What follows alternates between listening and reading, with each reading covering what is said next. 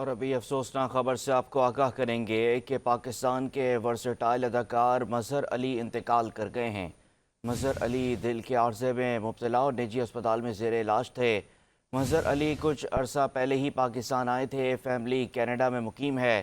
مظہر علی مشہور ڈراموں میں عروسہ اور افشاں نمایاں ہیں۔ آپ کو افسوسناک خبر سے آگاہ کر رہے ہیں کہ پاکستان کے ورسٹائل اداکار مظہر علی انتقال کر گئے ہیں۔ مزید تفصیلات جانتے ہیں ہماری نمائندہ عروج رضوی سے۔ عروج، بتائی گا مزید کیا تفصیلات ہیں آپ کے پاس؟